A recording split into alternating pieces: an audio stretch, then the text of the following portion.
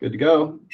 Hi, everybody. Welcome to this week's Tech Talk. Thank you for joining. My name is Lucy, and me and Cameron, who is a job placement director here, are going to be doing a job placement Q&A. Just to add a little bit of structure to this, the Q&A, we're just going to be going over like different aspects of the job search, and then we'll open it up to questions after we go over that topic. But feel free to put any questions that you have just in the chat box at any time. Or if you wanted to like verbalize your question, just feel free to raise your hand and we'll unmute your mic. This talk's also recorded and we put onto our YouTube channel. So if you want to rewatch it over the weekend, you can go ahead and do that. So let's just go ahead and get started. So just with resumes, just some quick do's and don'ts. Your resume should really be tailored specifically for the position you're applying for.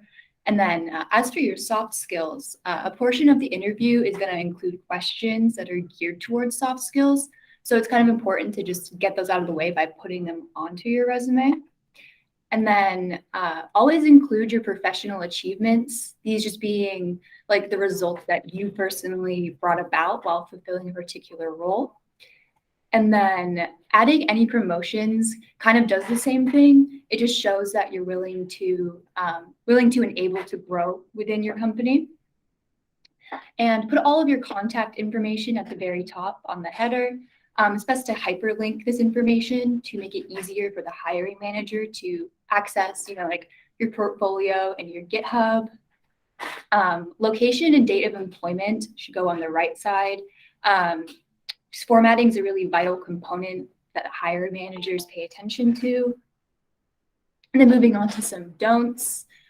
Even if you feel like you don't have enough relevant experiences, you shouldn't be afraid to apply for a position.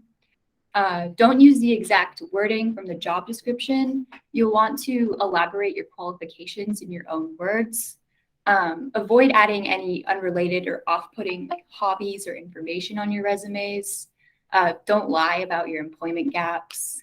And then don't include references upon request. If they don't ask for references, just don't include them. And the last one being refrain from using negative phrasing. An example of this being a don't would be like, you fixed widespread communication problems. Instead, you would want to say something like, you proposed and implemented solutions to make company communications easier and more efficient. And then here's just a little example of like a weak resume. So like, as you can see, the formatting is just a little bit off. We like the location and date of employment just aren't in the right positions. And just like a bunch of like other things, like they use stars and bullet points should be avoided. And then this is an example of like a strong resume. Everything's nicely formatted in the correct place. Also, if you want access to these resumes or even the slides for reference, you can feel free to email me directly and I'll get those to you. Put my email in the chat box for you guys. But yeah, if you've got any questions about resumes, feel free to put those in the chat box or raise your hand. Put my email in there.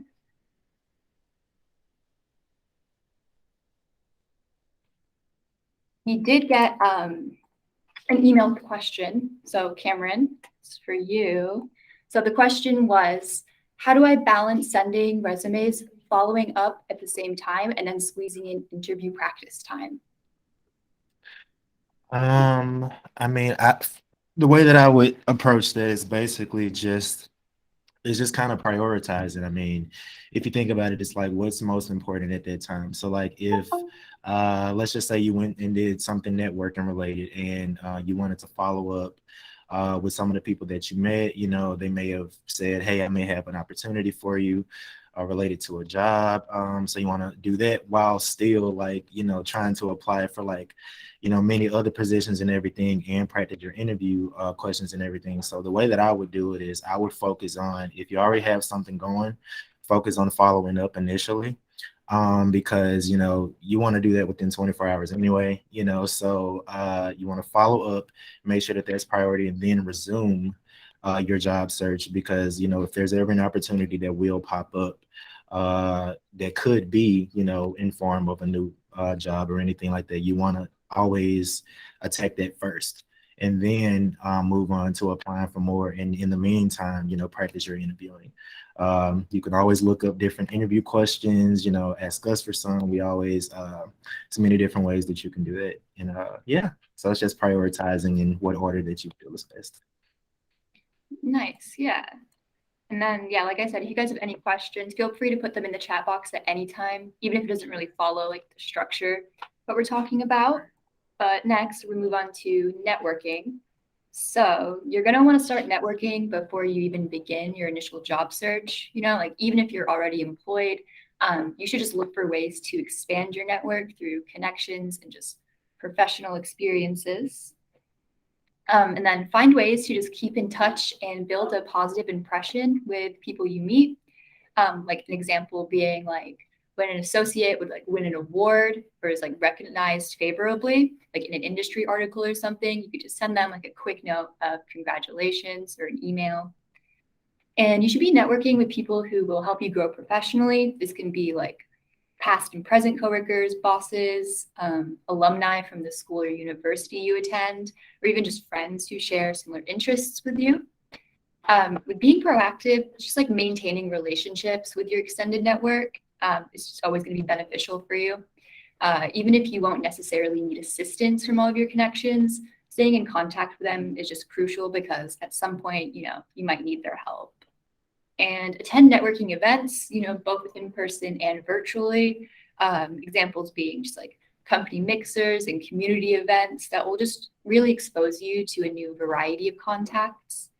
And use LinkedIn to your full advantage. It's really just one of the best networking platforms, just based on like accountability and convenience. Your profile should just have like a clear photo of you, a brief description of you as a professional, and just your employment history. So yeah, if you got any networking based questions, let me know. It's like we have a question. What should I do if I think my resume is too long? How do I condense it or cut it down? So when it comes to a lengthy resume, as we know, a lot of us grew up and it was, the rule was you only wanted one page. Well, a lot of companies have, they now say, they can accept 2 pages, but the way that you want to do that is you don't want to condense every single thing in a resume because, that doesn't really leave an opportunity for an interview.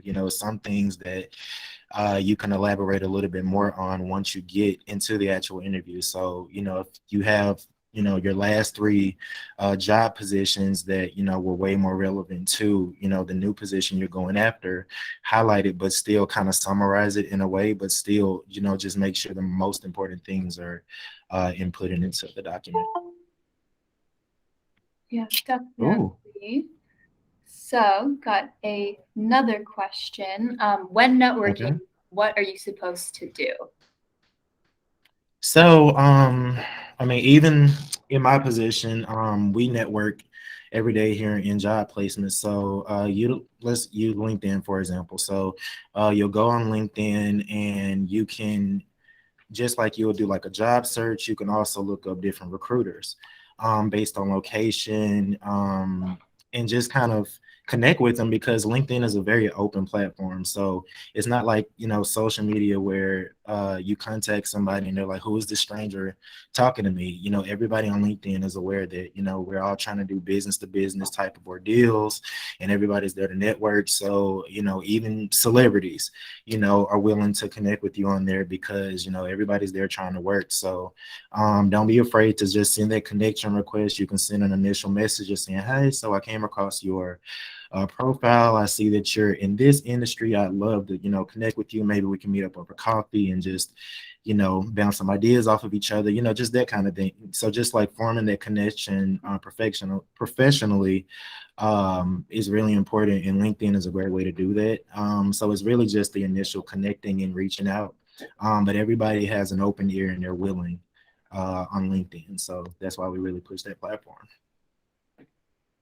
Definitely, yeah. Okay, we got Mhm. another question from Audra. She says, how do you address time gaps in a resume? I've been a stay-at-home mom for 10 years, so I have a huge gap. Mhm. Honesty, honestly, like the last thing that you want to do is lie. on your resume about a gap. You know, if, you know, in your situation, you say you've been a stay-at-home mom for, you know, 10 years, you know, that's a logical, you know, explanation versus saying, well, you know, I was doing this and I was, you know, doing some projects, da da da da, you know, and you're just like lying through your teeth. You don't want to do that because at some point they're gonna figure that out. So, you know, the 10 years you were a stay-at-home mom, cool. You know, what were some other activities you were doing while you were doing that? You know, were you studying anything? Were you, you know, did you take a course? You know, was there anything that you did, you know, proactively to enhance your skills in those 10 years? You know, any of that, you know, will be great to communicate in an interview versus saying like, you know, I've been a stay-at-home mom for 10 years and that's it. It's like, okay, cool. So in that 10 years, what did you do to develop yourself as, you know, a great candidate for any position? So, you know, however you can communicate that, even if it's nothing to do with tech at all, you know, just showing that you took the steps to, you know, develop your skills in any way in that 10 years is great. So whatever, you know, that may look like, just be honest. Honesty is best policy. Yeah. Don't Carly be says, lying. what approach should I take when connecting with recruiters on LinkedIn? Just take a pretty, I mean, just an open approach. You know, like I said, everyone knows, anybody with LinkedIn knows why they're on there. You know, I'm on here to meet and connect with people that I've either already worked with or people that I want to work with to, you know, help expand my network. Maybe I can add value and, you know, something to your network as well, you know, so everybody is aware of, you know, why they're there. So you're going to always go in there. First of all, be confident. Don't ever, you know, approach anybody in their messages and like, you know, hey, so I'm thinking we should, you know, connect, or, you know, I just wanted to reach out. No, just being confident. I'm a developer and I'm interested in your services. You know, I went on your website, your portfolio, and I think that we could do some great work together. You know, let's meet up or let's have a Zoom call or Skype conversation or whatever, and let's, you know, try to connect and see what we can do for each other. It's just all about positivity and the connection. So, you know, because everybody's pretty much on standby on LinkedIn waiting for the next connection, it'll be very easy to approach it. For sure. Okay, I think that's all the questions for now. So we're going to move on to just initial job search. So Okay. yeah, learn job keywords, whatever the position title may be, just use that in your job search to help filter results. If possible, apply for the position on the company's website and use a spreadsheet in order to keep track of every position you're applying for. Um, apply to only one position per company because multiple applications could look like just like spam or bots or something. And yeah, just be confident when you're applying for jobs that you might not have all the qualifications for. You know, you just never know. They could be searching for. And yeah, so that's it for job search. If you've got any questions regarding that, go ahead and put that in the chat box. Oops. Go. And yeah, like I said, you can also raise your hand. Just hit the raise hand button. And if you wanted us to unmute your mics, we could do that.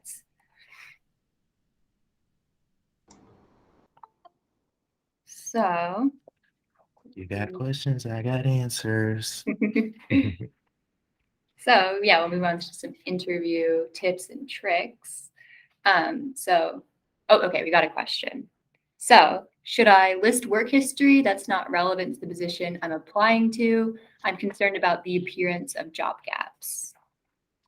So in that, that's one of, I love that question. So in that particular situation, yes.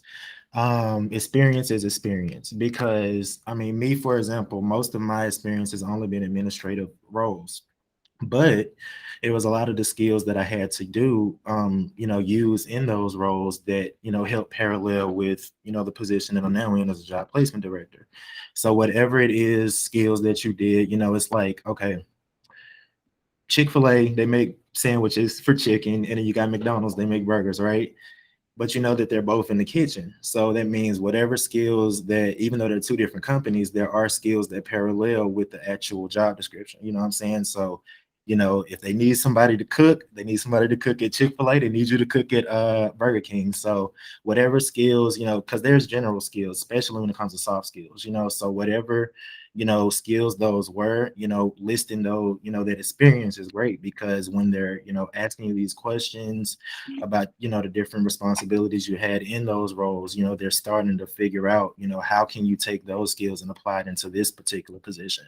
So yeah, you want to always list any experience that you have, and you know, that's why the cover letter is very important, because that's when you really get to brag and talk about, you know, how can I take these skills that may or may not parallel with the position, and how can I still, you know, be a great asset to the company. Okay, for sure. Okay. Hey, Cameron, one thing I'd like to ask, you mentioned going into your interview with confidence, which is definitely a great point. What are some of the things people can do to make sure they have that confidence? Okay. Great person to ask, because me myself, I am a naturally introverted person. Nobody would ever guess that about me.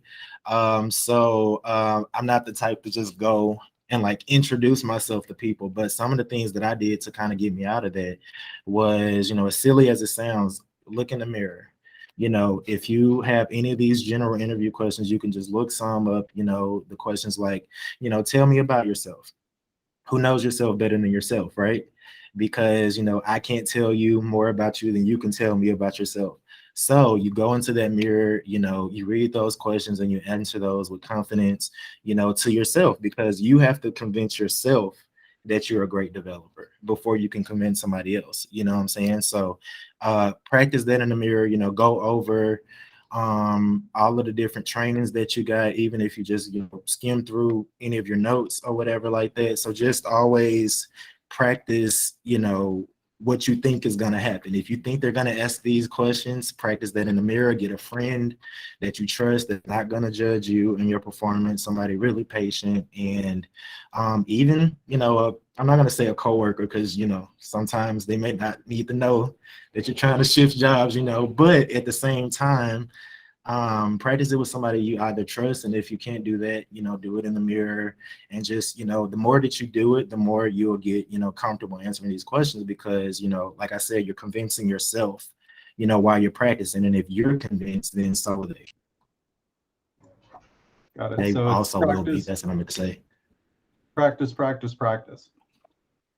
Literally practice. I mean, it's, you know, they say practice makes perfect, and you know, I got tired of hearing that growing up, but it is so true.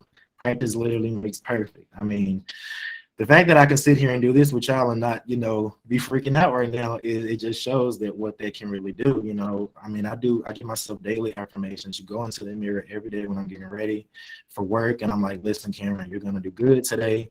You know, you're great at what you do. If you weren't, you wouldn't have this job. And, you know, just keep pushing, and yeah, just go in and just be the best that you can be. Cool. Positive and confident. Makes confidence. That's right. That's right. So we got another question. How do you discuss experiences with bad managers? It's unfortunate, but it happens to good people. They say it's best to not talk negatively about the past. So what's the best approach? Oh, so we've all been there. The best thing that you can do in that is really, I mean, a lot of interviewing just boils down to wording, you know, the way that you communicate, you know, certain things. Even going back to when we mentioned in your resume about, you know, that one problem, instead of using the word problem, you know, it was saying, what was the slide again, Lucy? You know, when we talked about, you know, it's one way that you want to say it, you know, yeah. So basically, you want to be sure that, you know, you can still communicate an issue without saying that it's an issue. So like for example, like I left my last job because, you know, it was just, you know, it was a lot of drama, but not just that, you know, it wasn't any growth. And it's okay, how do you communicate those two things? I just said I pursued other interests, you know, that parallel with my true, you know, endeavors in terms of, you know, being a worker, an employee or whatever. So it's just like the way that you communicate it is the most important thing versus saying, I didn't like my last boss because they were mean. Okay. When you say something like that, then they're going to start picking. Why were they mean? Did you do anything to them that made them not like you? You know what I'm saying? So it'll never be like they're going to look bad. You're going to look bad because you took a negative situation and kept it negative. You know, you can still flip that and make it into something positive. Like, you know, I looked at my last job, like, okay, they didn't give me the raise that I looked for, but I still gained this, and that skill while working there, and now use those skills in my new role. You know what I'm saying? So you have to be able to just communicate it in a way that shows that even though it was hard, you still kept a positive attitude, because, you know, that's going to happen a lot. You're going to get coworkers that, you know, you may not work well with too much, you know, that, you know, balance of personalities may clash or whatever, but you just have to find a way to just find the positivity within the chaos. And once you find that, that's how you can communicate that issue in your in your interview. So yeah, sorry, I was getting a little, because I was trying to remember that PowerPoint. But yeah, so it's just really boiled down to wording. Oh yeah, that would be on the resume slide, I think. I'll try and find it in a second. But if there's no other questions right now, let's move on to the interview things. So yeah, just be on time. 10 to 15 minutes early is ideal. It adds just highlighting your interest to work with the company, and interviewers are usually ready to begin before the set interview time anyway. Bring multiple copies of your resume. If it exceeds more than one page, make sure your pages are organized and in order. And practice the interview with somebody else if possible. You know, this will boost your confidence in answering any interview questions that you could be asked. Always have questions prepared to ask the interview in advance, and be prepared for personal questions. You know, sometimes interviewers will just ask questions they shouldn't, and they might know what they can and can't ask. So yeah, that's it. That's basically all I have for slides. So we're just opening it up to general questions. And any questions you got? Throw them at me. Chat box. Like I said before, you can raise your hand. And I also do have some sample questions that I wrote down just in case. We can start with one of those. So we'll go with, so should I apply to a job that I've been rejected from previously? If I should, like, how long should I wait to do something like that? Oh, I think it is a good idea to do that. I mean, there's been many situations, you know, you see people talk about their success stories where, you know, maybe they went for one company at one point and then they just weren't prepared. So then a couple years later, they went again and finally got hired, right? I think it really boils down to, you know, whatever approach you took to developing your skills. So if you, let's say you go for Google and you're not ready for Google, and you know, they tell you, okay, you're good at this, this, and this, but you got to improve that. Cool. So you go, you improve that, and you come back. So for me, I don't think that there's actually a time that you have to wait. It's more so about when you finally have all the skills that you need to do the role. So like if you apply for Google today and you don't have anything, and you take these next like 5-6 months to learn the things that they said that you kind of lacked, you can go back in 5-6 months. You know, don't ever feel like you have to wait years or a year or whatever time just to go back, you know, into something that you weren't ready for at the time. You know, it's kind of like the boot camp. Before you started the boot camp, you weren't necessarily, you know, that great at coding. After the boot camp, you are. So you weren't ready for the job before, but after the boot camp, you have all the certifications that you need and all of the trainings that you need to perform the role, you know? So it's not really how long you have to wait. It's more so when you feel like you're ready. Okay, for sure. Okay, so we got another question. Is it worth applying for a job that want people with experience, but you're at a junior level that wants to get their foot in the door? What would be the best approach for starting your career? Oh, so in that case, from my own personal experience, if they're looking for experience and it says anywhere from 0 to 3 years, you have a really good chance. That's, to me, that's just kind of like the most basic amount of experience that any job could ask for. Because most of the jobs that I've worked were looking for, anywhere in that particular amount of time, and I still got a job, with or without the certain qualifications. It's just based on, okay, I don't have everything here. I don't have ABC, but I got DEF. You know what I'm saying? And it's like you still need DEF for ABC to function. So it's like just whatever it is that you can communicate. Okay, I don't have these amount of skills yet, but I can do the position in terms of, these skills that I do have.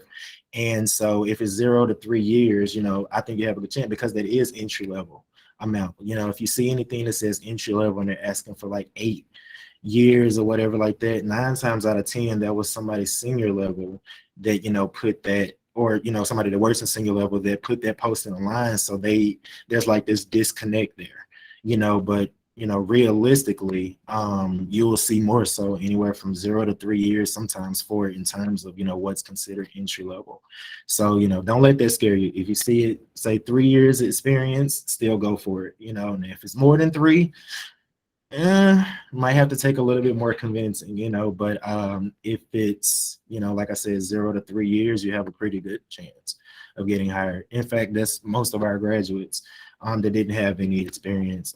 That's what the job postings look like. Oh, Okay. was that another one? Not yet. We'll go to another sample question. So like what kind of Okay. questions like should you ask in a job interview?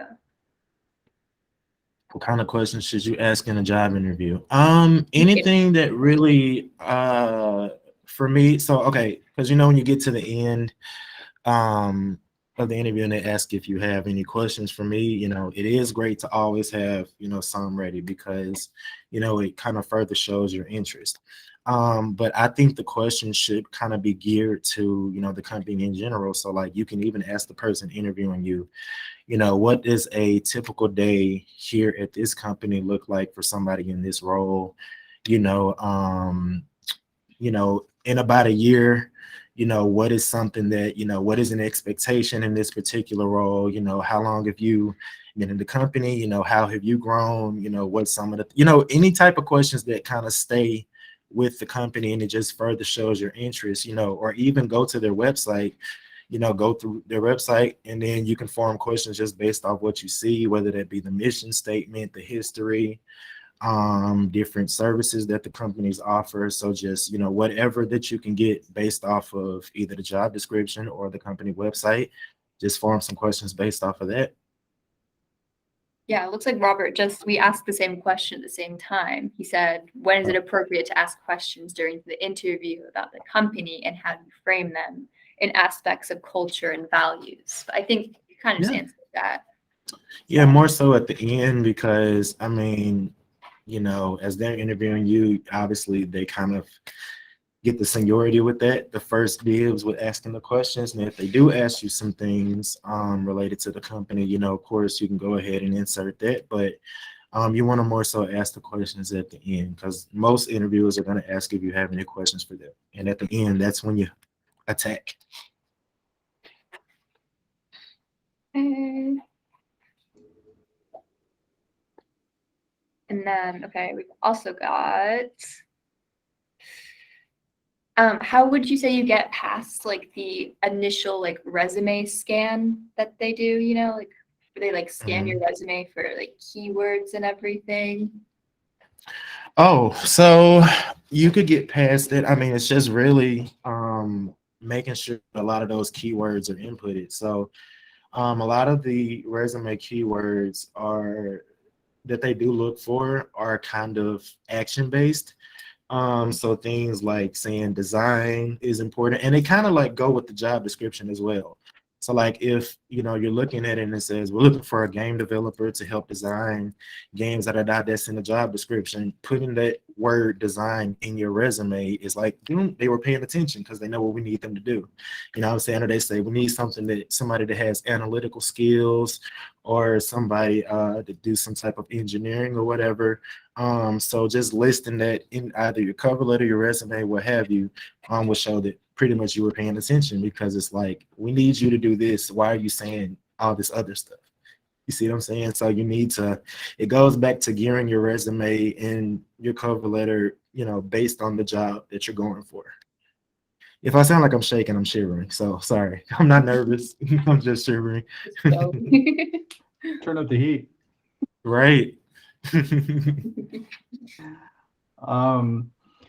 Well, Cameron, one thing I would like to add is a really good thing to do before your interviews is to make sure you research the company. So go to their Yes. website, learn everything you can about their company. So you'll that will give you really good ideas for questions and that kind of thing for when you're interviewing. Right. Absolutely. And then what else I was gonna say, it's kind of off subject, but in terms of any jobs that you may come across, because we didn't really get to touch on this, but it's to kind of help you avoid scams, right? So if you get an email, whether somebody reaches out to you first or they're replying to your submission, it should always be a company site.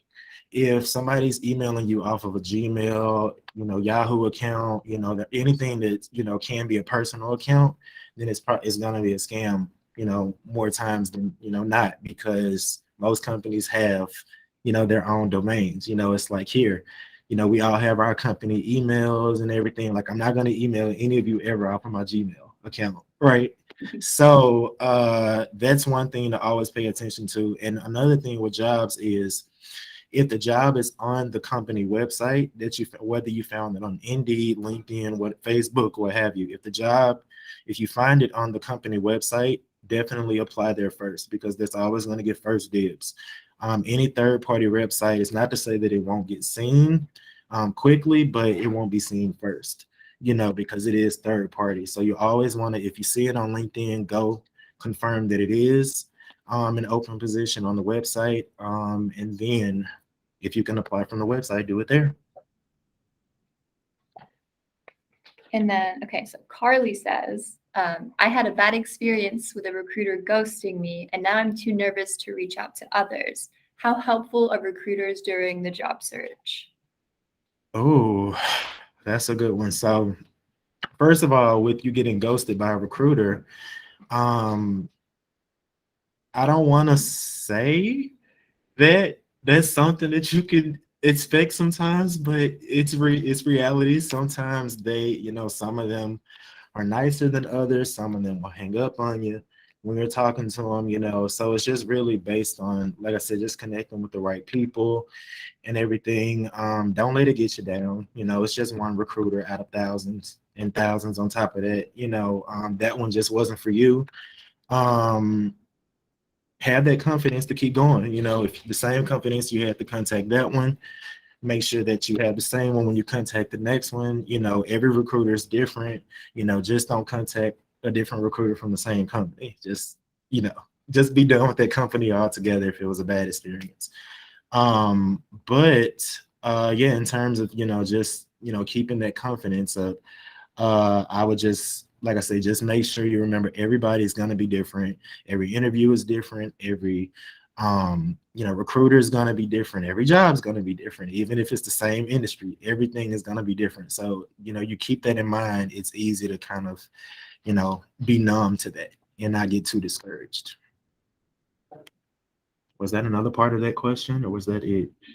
It was, and then how helpful are recruiters during the job search? They're as helpful as you allow them to be. Meaning, even though they're looking for people, a lot of times, when you reach out to a recruiter about their services and their company, it kind of does become a like, okay, what can you do for me and this is what I can do for you kind of thing. So it's like this trade-off kind of ordeal with recruiters, which so it becomes like a business transaction in a way, you know. So if you want to work for this company that they're recruiting for, and you know you got to go through them, the best thing is to establish that relationship, you know, even if you know the initial conversation is not about, you know, hey, I'm interested in working, you know, at the company, and I know you're one of the people I had to contact, you know, in regards to that. Just establish the connection in general, you know, especially on LinkedIn, because they're just kind of following along with what you're doing, whether you're, you know, reacting to things they're posting, commenting, or, you know, you guys are, you know, staying in communication in some way. Just, you know, establishing that relationship is a great way to, I just lost my train of thought. Yes, establishing that relationship is a great way to make sure that you can always have, you know, everything that you need out of a recruiter, you know, because they're only going to do for you, you know, what their job is, you know, is to get you the job or help you bring more people in, but they need help, but you need the job.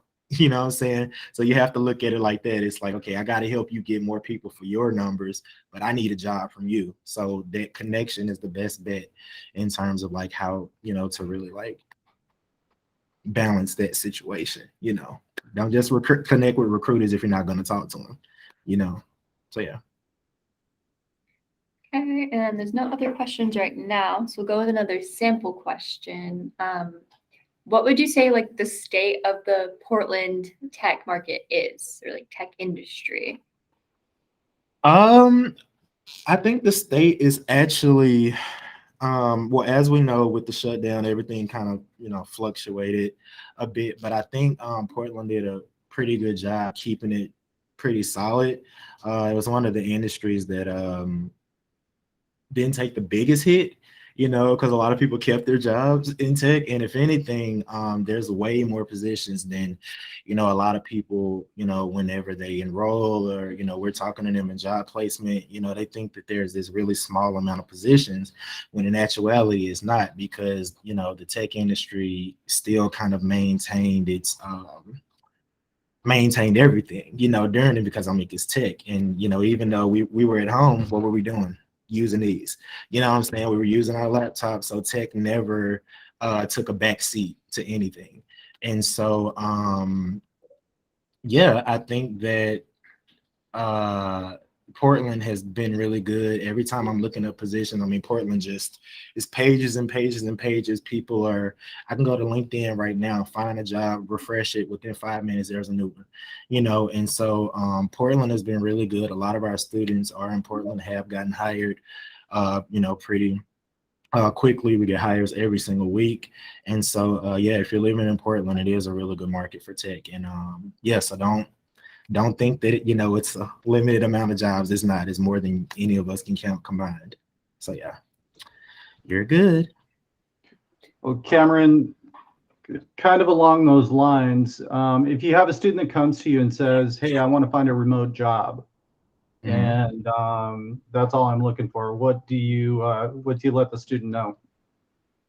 I would tell them, well, first of all, it is a large market for remote positions now, because when we were shut down, a lot of people, you know, were able to sit and think, you know, what did they really want? You know, am I actually the type of person that enjoys going into an office, or, you know, am I way more energetic and in my element when I'm home as an employee? Because a lot of people did have to work from home. So,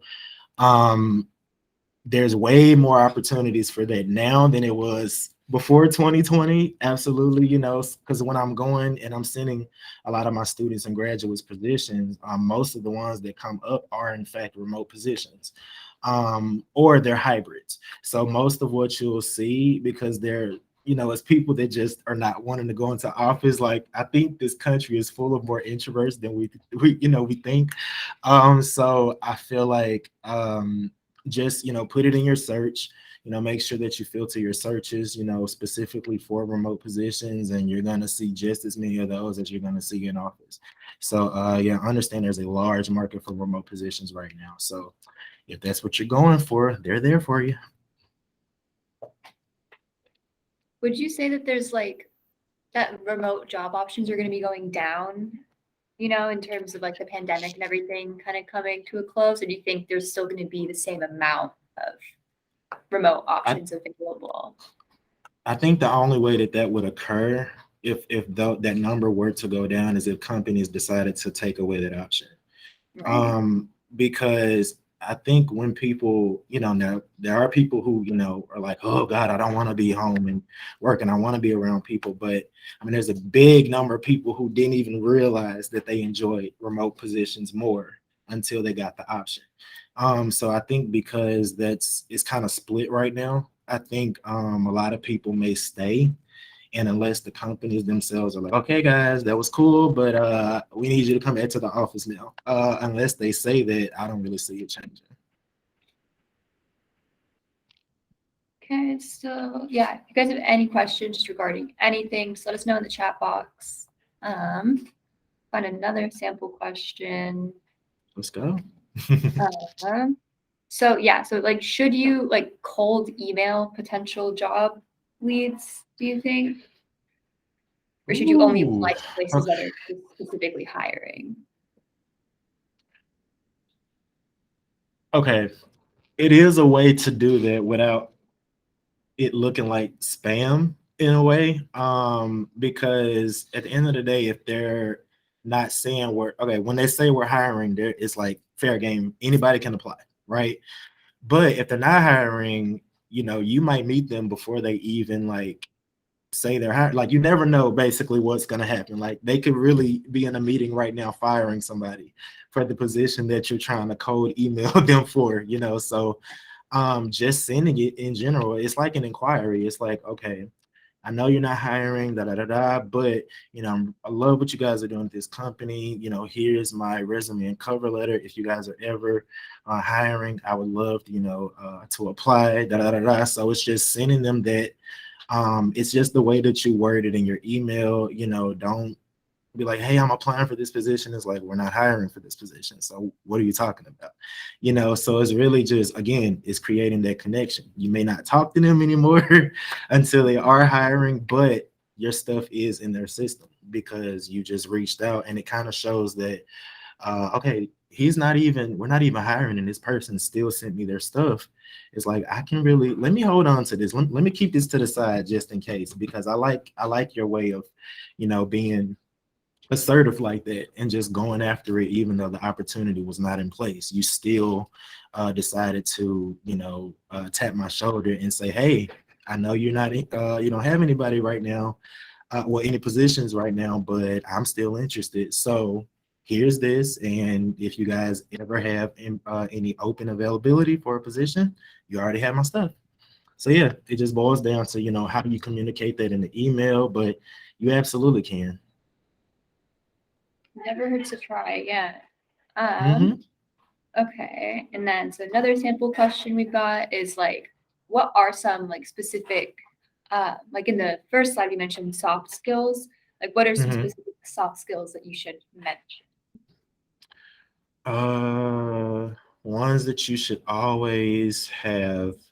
Well, first of all, communication is one of the most cliche ones, but it's actually really important and it's not say, you're sitting around talking all day, every day. That's when we say communication, is not to say that, hey, I know how to open my mouth and talk.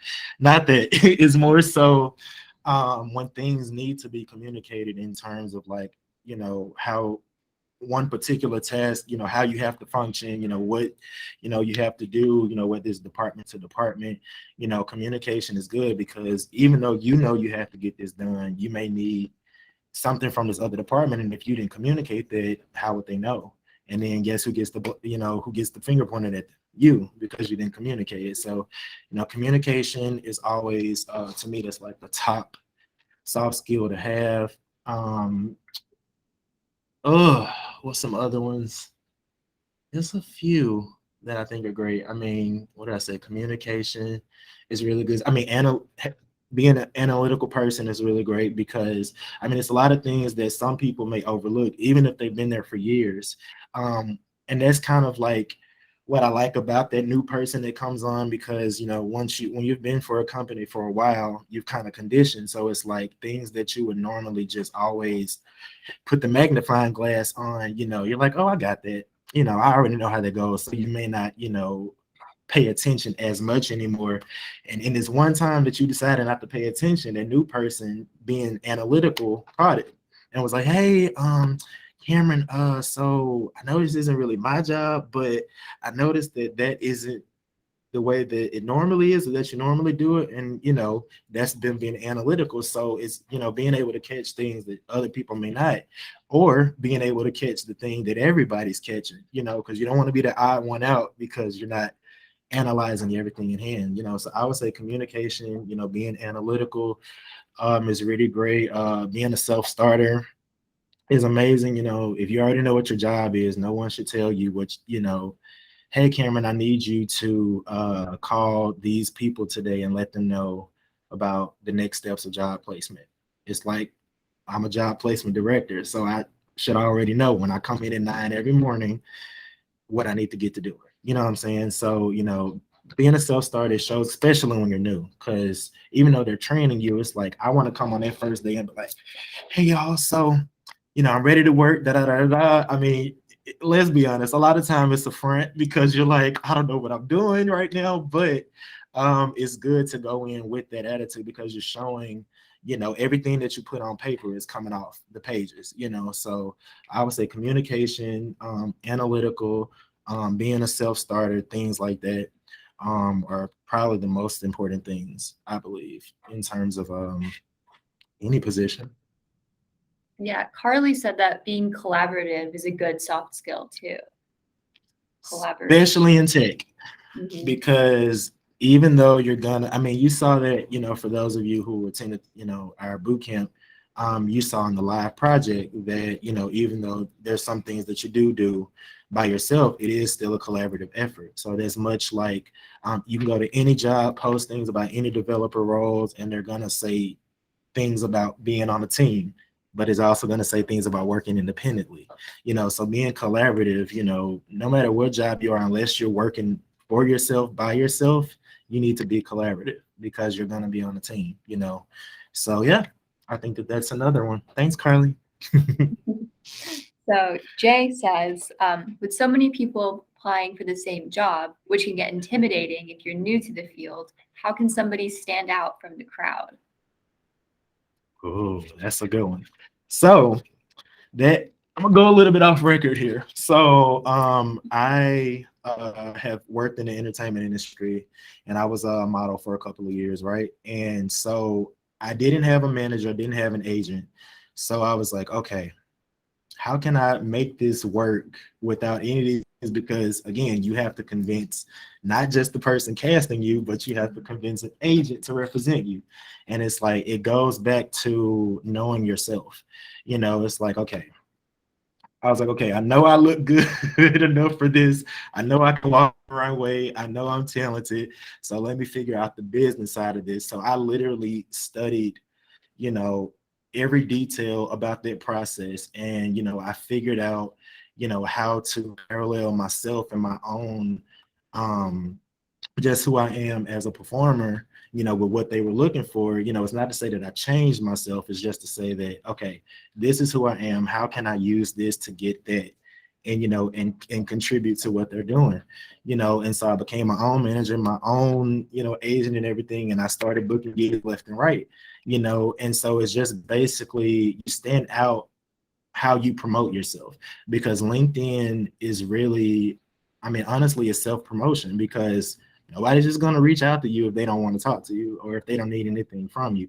So if if your picture looks good, if on your in your description it says, don't say aspiring developer, because once you've done the boot camp and you got the certification, you're a developer. You know what I'm saying? You're no longer aspiring because you already have the training. All you need is the job, because once you get the job, are you still going to say aspiring? If you leave that position to go to another one in between that transition, are you going to say aspiring? No, because I just had that role. You know what I'm saying? So it's really just the way that you display yourself, really. So and there's people going for tech every single day. There is a crowd, and they understand that. And because tech is always developing, there's going to be more people and more people interested as the years go on. So you have to kind of like block that out, because at the end of the day, it's still just going to be you. It's like, I don't care what Jack's doing over here. I don't care what Jill's doing over here. I got to stay tunnel vision, because at the end of the day, we all three could get this, but it may be at different times. You know what I'm saying? And even if, like, you can go on LinkedIn right now, and how it'll show how many people have applied to a job. It says like, this one says 200 people have submitted. Cool. Be 201. That doesn't mean that all 200 will qualify for the position. You know what I'm saying? So don't ever let that, intimidate you, because even jobs like Dollar Tree, it's a bunch of people going for those jobs too, because the job's a job. So, you're always going to have competition. You got to always keep that in mind. The best thing that you can do is, like I say, know yourself, know what you can contribute, and be confident in communicating it. And then the competition won't really matter. So Cameron, yeah. Now you said you were going off record. I do want to let you know we are recording this. That's fine. Just so you know. That's fine. Question for you with social media and kind of branding yourself and how you want your social media set up for when you're searching for work. Can you kind of go into that a bit? Absolutely. I'm one of those people, because my social media, well, Instagram, is more so geared toward, everything I did in the industry as far as entertainment. But I'm like, okay, how do I keep it appropriate?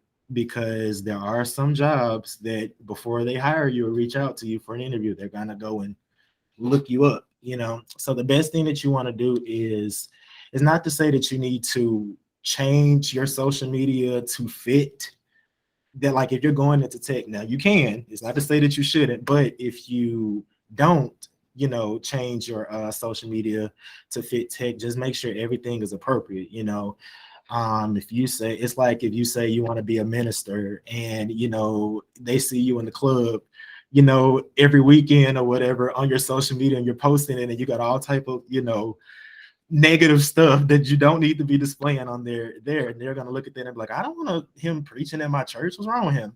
So it's just basically keeping it positive on your social media. Like me, I don't really post things unrelated to what I'm doing. I don't post things that are kind of distasteful visually or aesthetically. We won't elaborate on that, but we don't do that. So basically, you just want to keep it clean, keep it pretty PG. Anything that you don't want to be reposted on a professional level, don't do it on your personal. You know what I'm saying? So you can live your life, live your best life. It's not to say that you can't, but you just want to make sure that it's pretty clean, especially when you're in a job search. Now, after you get the job and you've built your rapport with them and you start looking at their social medias, then y'all can do what you want to do. But, when you're applying, keep it clean, keep it light, and keep it right. Okay, yeah. And so Samantha said, what features would a great portfolio have? Like your portfolio site, or like your just social media? Like which portfolio specifically? I'm assuming like your developer portfolio.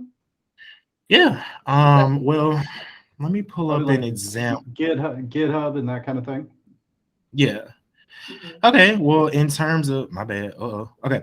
So in terms of like GitHub and your portfolio and everything, so you want to make sure that so you have a nice photo up on your portfolio. It's just like we said in your LinkedIn, clear photo. Nice background. Be dressed nicely.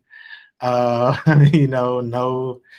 hair is neat, everything like that. You want to make sure that the links on your portfolio site, the links to your GitHub is there, the link to your the link to your LinkedIn is on there, the link to your resume, all of these different things, a brief little description about, you as a developer kind of thing, just like a little introduction. So, treat it like if this is your own website and you are the business, that's how you should like really formulate your portfolio site. Because that's like when we said in your resume at the top, the hyperlinks, when they click portfolio, that's what they're going to see. It's like, okay, boom, you're going to see all these little nice little effects come up, and then you're going to have the picture, the name at the top, a couple of tabs of where you can go.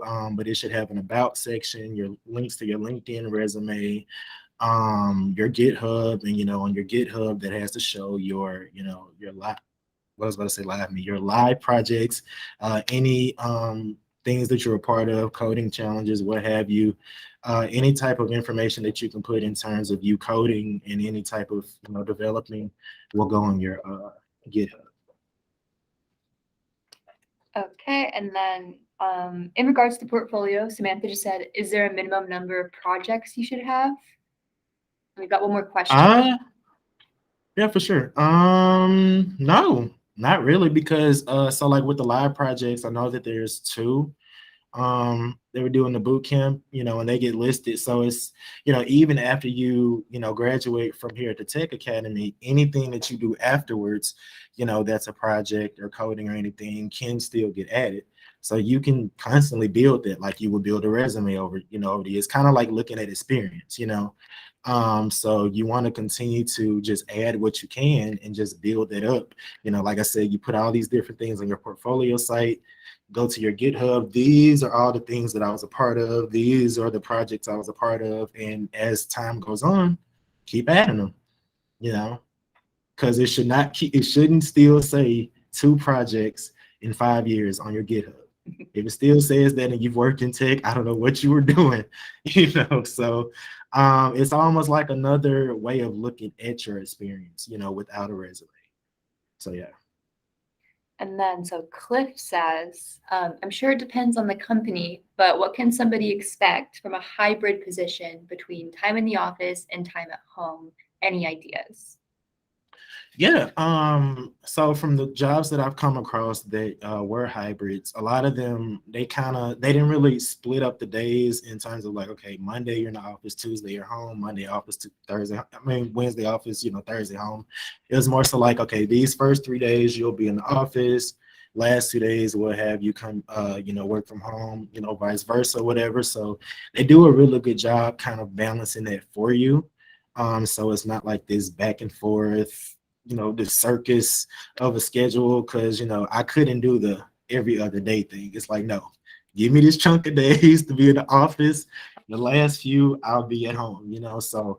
And from the ones that I've come across a lot of hybrids. They've all been pretty great with doing a good schedule before you'd even have to ask to adjust it or anything. So yeah, I think it would look like a smooth ride. Okay, I think that's it as far as questions goes. We're also coming up on time. So yeah, but if you guys had any other questions that you didn't get answered or something else that you think of, feel free to email me or Cameron your questions. I'll put those in the chat box or emails in there. And that is a prime example of that's the emails that you should be seeing if we ever talk to you. You should never see it at Gmail.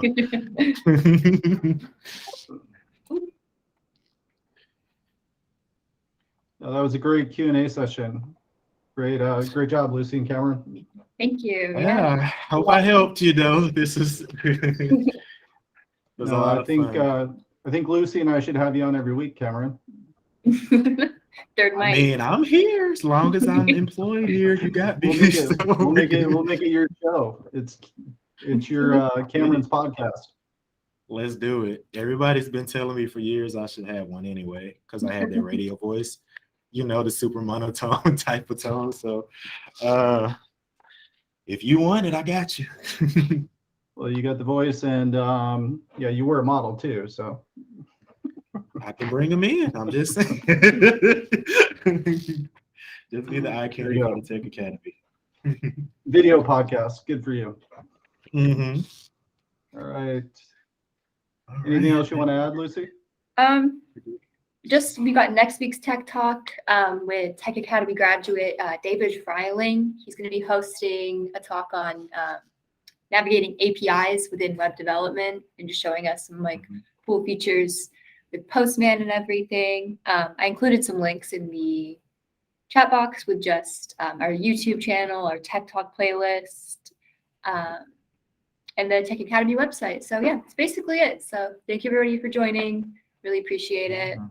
Like I said, feel free to email us with any other questions you have. So yeah. Cool. Wait, did we answer that? Oh, it's fine. Cool. All right. Thanks, Lucy. Thanks, Cameron. Really good. And thanks everyone for coming out. Thank you, everybody. We will hopefully see you next week. Same time, same channel. All right. Take care, guys.